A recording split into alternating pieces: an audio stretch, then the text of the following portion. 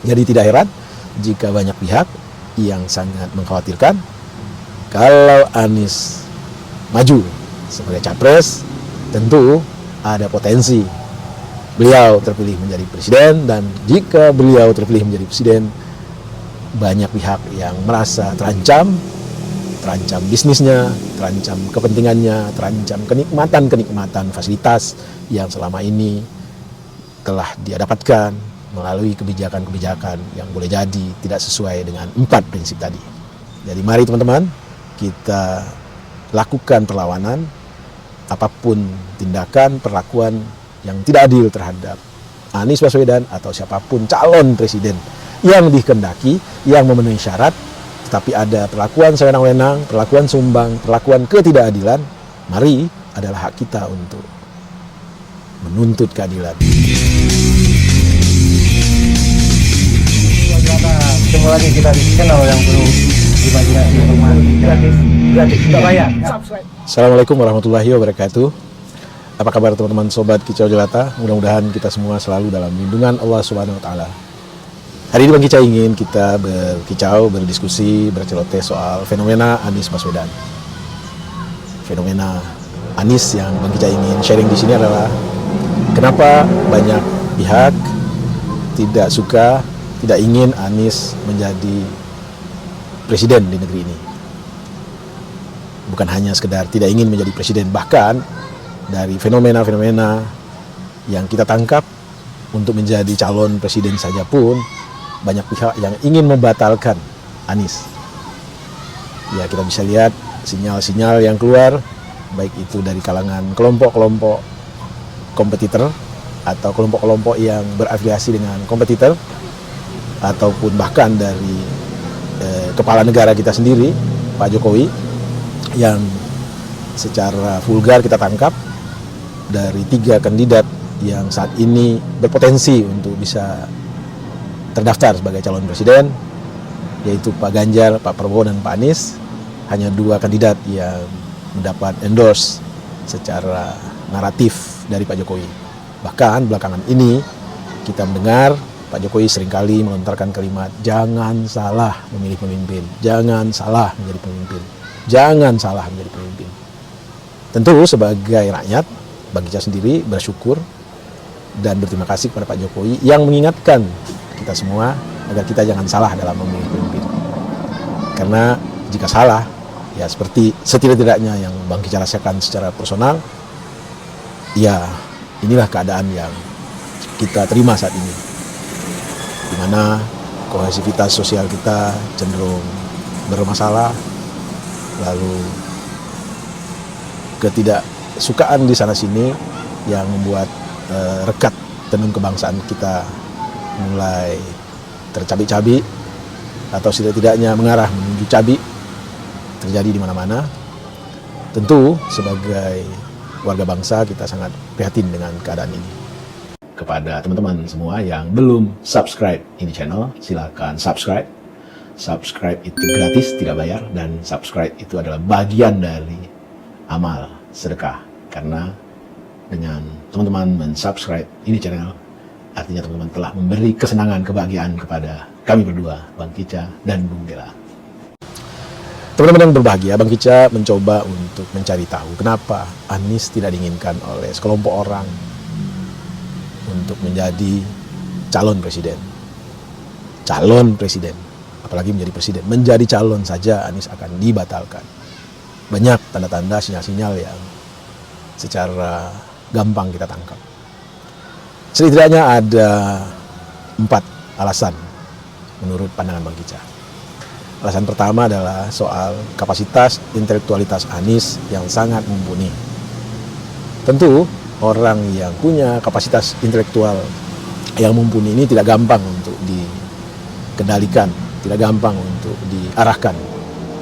Karena orang ini punya perangkat software dalam menilai, dalam menelisik, dalam menganalisis satu informasi.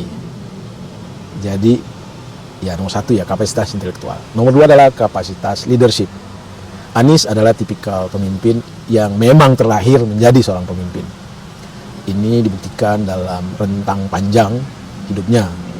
ketika di sekolah menengah Anies sudah aktif berorganisasi, dan waktu kuliah Anies menjadi aktivis di kampusnya dan dia menjadi ketua senat di Gajah Mada.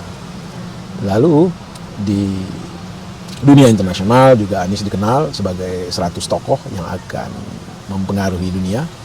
Tidak banyak orang Indonesia, bahkan terakhir Anies diangkat menjadi salah seorang Dewan Senat di Oxford University. Artinya apa? Tidak mungkin orang yang leadership-nya lemah bisa menduduki jabatan yang demikian mentereng.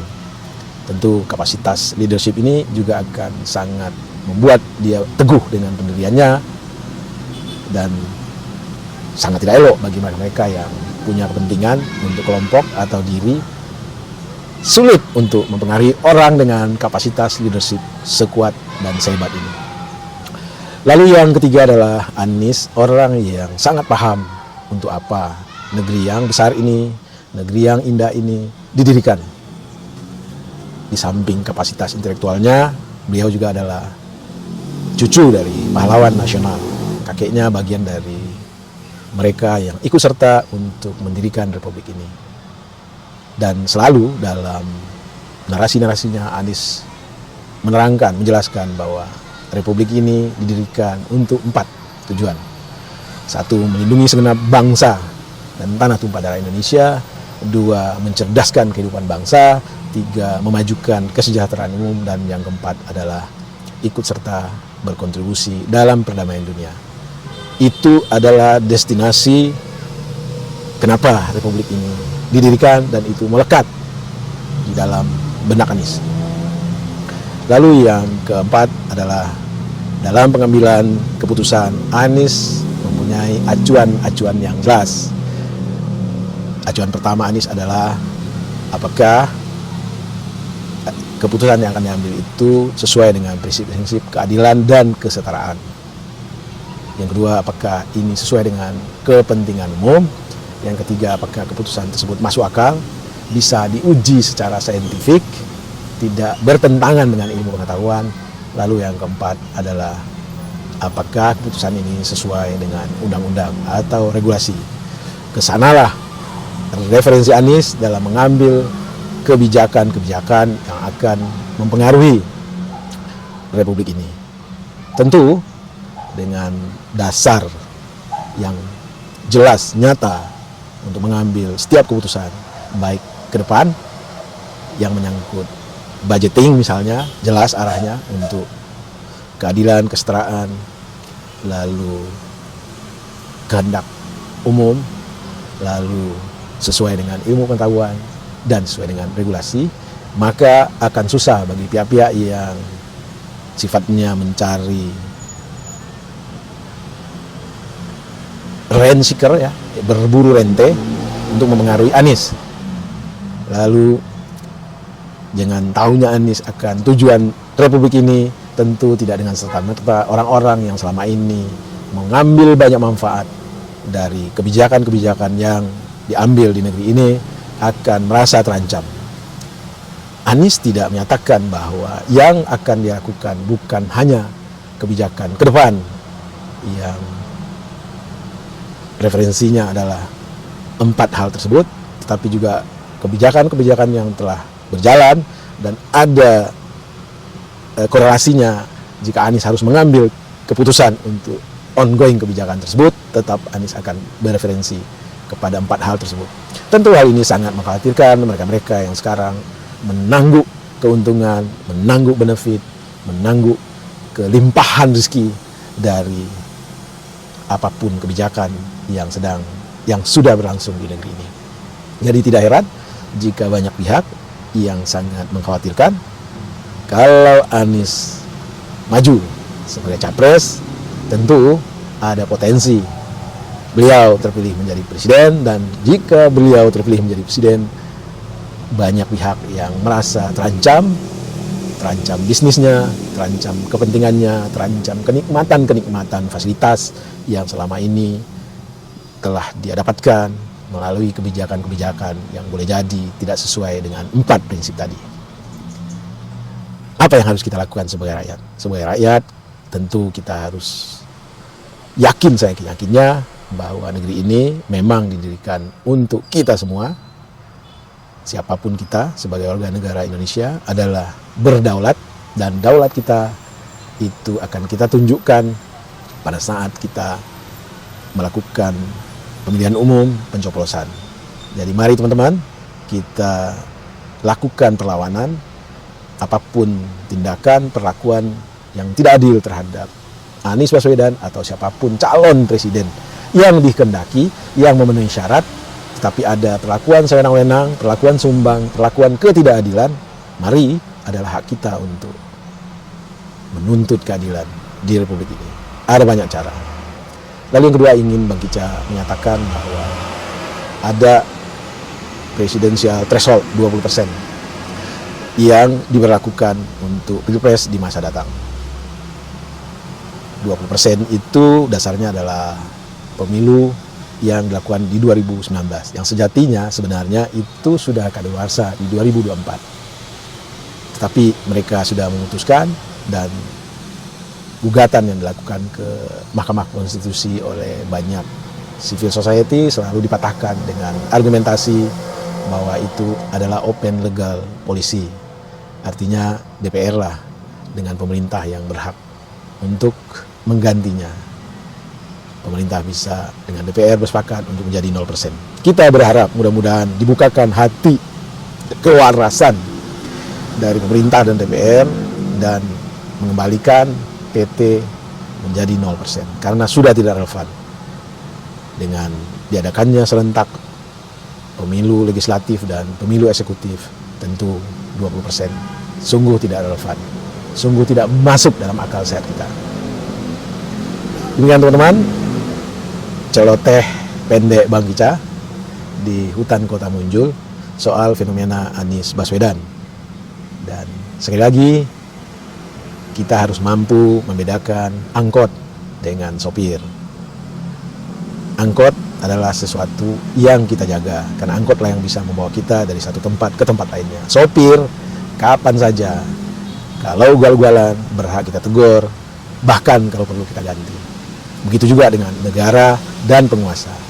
Negara adalah sesuatu yang harus kita jaga, karena negara inilah yang dalam pendiriannya para founding fathers kita bercita-cita untuk membawa kita bersama dari keadaan yang kurang baik menjadi lebih baik, dari keadaan yang kurang adil menjadi keadaan yang lebih adil, dari keadaan yang tidak sempurna menjadi keadaan yang lebih sempurna. Dan sekali lagi, negara harus kita jaga, tetapi penguasa datang dan pergi. Penguasa itu adalah orang yang kita beri amanat untuk mengelola segala sumber daya yang ada di Republik ini dalam periode tertentu. Jika penguasa tidak melaksanakan amanat tersebut dengan benar, maka kita berhak untuk mengkritisinya, menegurnya, bahkan kalau perlu menggantinya. Dalam filosofi Minang, pemimpin itu hanyalah orang yang didahulukan selangkah, ditinggikan seranting. Artinya apa? Artinya penguasa bukan siapa-siapa. Penguasa tanpa para pengikut yang mengangkatnya, yang mendahulukannya selangkah, yang meninggikannya seranting, itu tidak siapa-siapa. Hak penguasa dalam pemilu sama dengan hak rakyat. One man, one vote. Jadi tidak ada itu yang namanya merasa diri lebih hebat, lebih memiliki, lebih punya hak, lebih punya wewenang untuk menentukan hitam putih Republik ini. Hitam putih Republik ini ditentukan pada saat pencoblosan suara. Mau rakyat jelata atau penguasa, suaramu hanya satu. Mau orang yang tidak berpendidikan, mau berprofesor sekalipun, suara hanya satu. Itu yang harus kita hargai.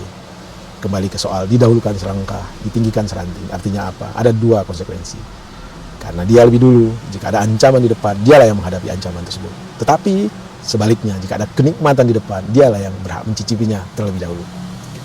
Jadi, wahai para penguasa, janganlah kalian congkak, janganlah kalian sombong. Kalian ada di singgasana itu karena kontribusi, karena kepercayaan dalam 5 detik yang diberikan oleh para pemilih. Dan boleh jadi 10 detik setelah kalian terpilih, yang memilih tadi tidak suka, tidak senang, tidak nyaman dengan kalian. Tetapi sebagai komitmen bahwa sirkulasi itu 5 tahun sekali, yang tidak senang, yang tidak nyaman, yang merasa salah pilih, sabar menanti waktu yang 5 tahun itu. Jadi mari hargailah hak kami untuk menentukan pemimpin 5 tahun ke depan. Jangan cawe-cawe, jangan cawe-cawe. Kalian punya satu suara, kami para rakyat jelata juga punya satu suara. Kita sama, kita sama. Wabillahi taufiq wal hidayah. Wassalamualaikum warahmatullahi wabarakatuh. Salam sehat dan bahagia.